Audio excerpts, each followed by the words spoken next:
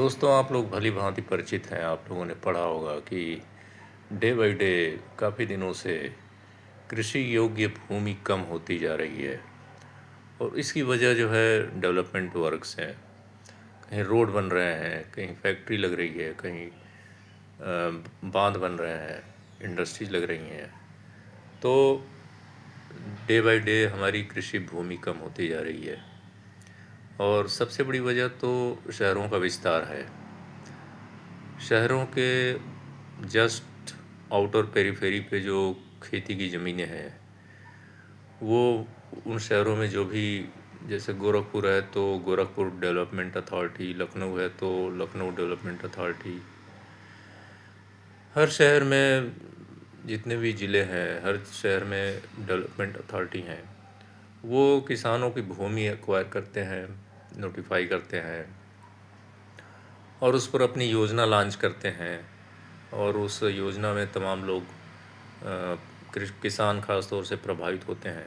फिर उस पर प्लॉटिंग करके या तो अपना फ्लैट बना के ये लोग बेचते हैं या केवल प्लॉट बेचते हैं उस भूखंड को, उस एरिया को डेवलप करने के बाद।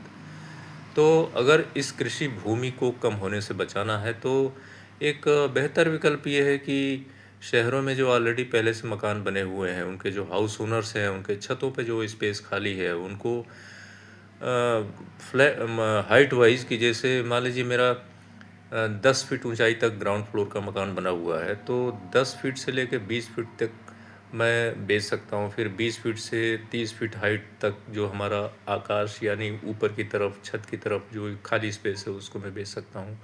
इस तरह का एक सरकार को सोचना चाहिए, कमेटी बनाए, वो इसका डिटेल तैयार करे, लोगों से सुझाव मांगे।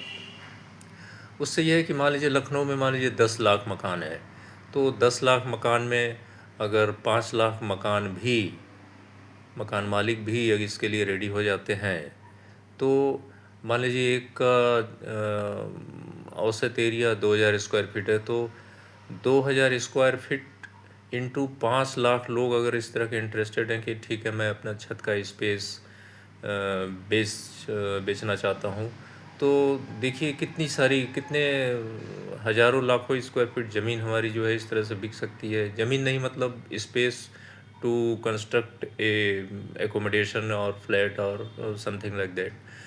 तो इससे हमारी कृषि भूमि पे जो सिकुड़ती जा रही है और विकास प्राधिकरण लोग जो इसको लेके एक्वायर करके, तो वो बचेगी।